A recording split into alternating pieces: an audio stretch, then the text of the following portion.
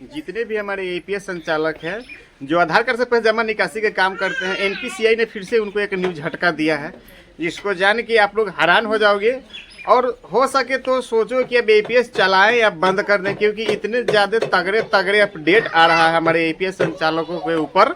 जब से 2024 आया है 2 फैक्टर ऑथेंटिकेशन करोगे तब पैसा निकलेगा, उसका 2 फैक्टर ऑथेंटिकेशन का चार्जेस पे करोगे तब पैसा निकलेगा। 3 बार से ज़्यादा फिंगर ग्राहक कर लगाते हो तो आईडी लॉक हो जाता है।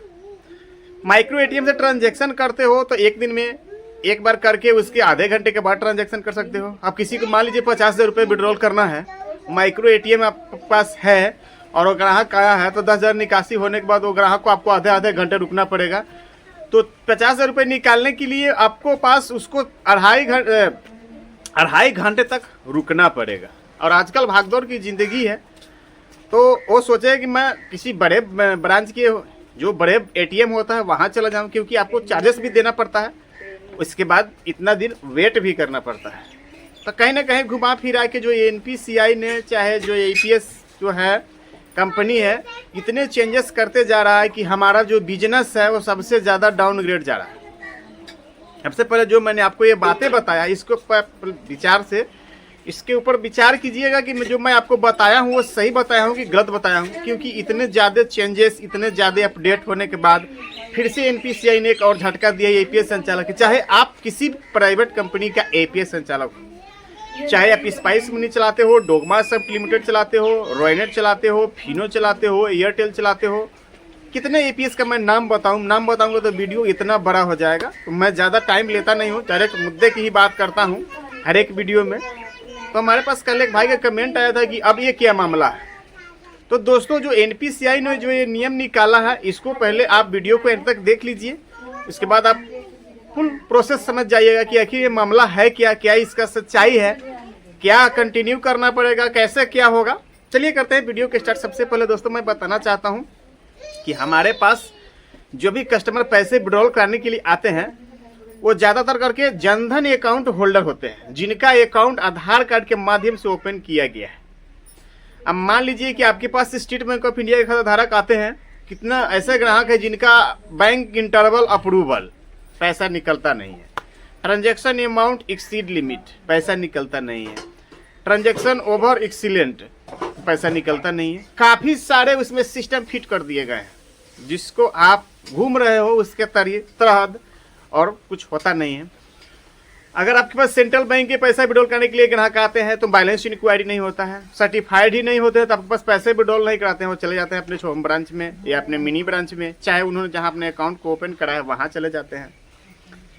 तो एनपीसीआई ने जो ये नियम निकाला है दोस्तों कि जिनका किसी भी बैंक में जनधन अकाउंट खाता धारक हैं, जिन्होंने अपना जनधन अकाउंट ओपन करा के रखा है, उनका 1 महीने का जो ट्रांजैक्शन है उसको 10,000 रुपये कर दिया गया है। एक बार ही ट्रांजैक्शन आपको मिलेगा, एक बार में आप 10,000 रुपये का अमाउंट निकालो या 5,000 का अमाउंट निकालो, मैंने घुमा फिरा के मैं बताऊं तो एक ट्रांजैक्शन कर दिया गया है। जैसे कि बैंक ऑफ इंडिया का हम लोग पैसे विड्रॉल करते हैं तो बहुत से ऐसे खाता धारक हैं जिनका जनधन अकाउंट है बैंक ऑफ इंडिया में, उनका 10,000 रुपये से ज़्यादा का निकासी दोस्तों नहीं होता। काफ़ी सारे एपीएस संचालक इस बात को जानते होंगे और काफ़ी सारे एपीएस संचालक इस बात को नहीं जानते होंगे, क्योंकि एक बार में अगर आप 10,000 रुपये का ट्रांजैक्शन कर देते हो तो उसके अगले बार या उसके 2 दिन 4 दिन बाद के आपके पास वही कस्टमर आपके पास जब पैसे विड्रॉल करने के लिए आते हैं तो आप पैसे को जब विड्रॉल करोगे तो वहाँ पर आपको एरर शो करेगा, ट्रांजेक्शन अमाउंट एक्सीड लिमिट, यानी कि आपका इस महीने का ट्रांजैक्शन ओवर हो चुका है, अब आप आधार कार्ड के माध्यम से पैसे नहीं निकाल सकते।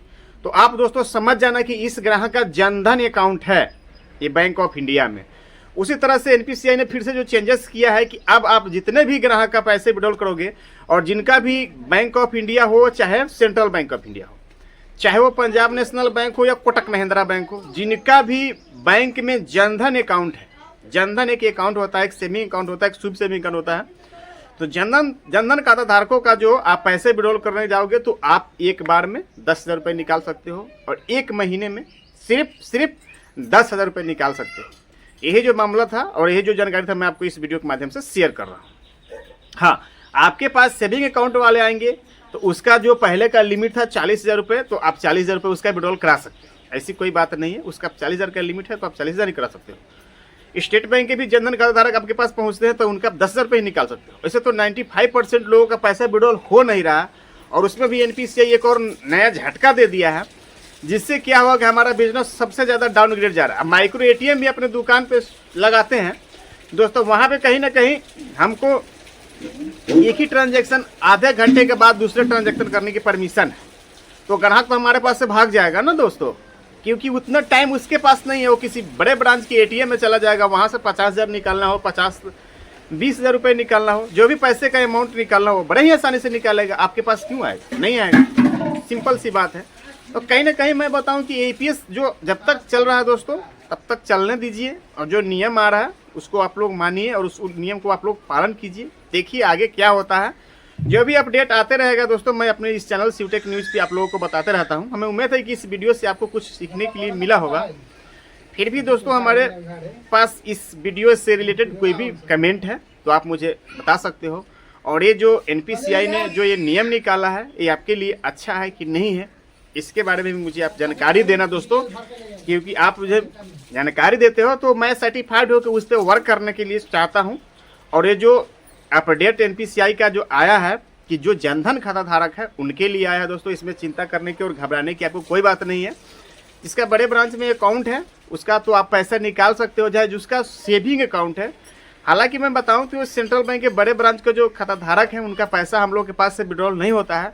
जब हम पैसे विड्रॉल करने जाते हैं तो वहाँ पर ट्रांजैक्शन अमाउंट एक्सीड लिमिट या इंट्राडे ट्रांजैक्शन या इनवैलिड ट्रांजैक्शन, जो मैं आपको स्क्रीनशॉट में दिखा रहा हूँ, ऐसे करके पॉपअप शो होता है।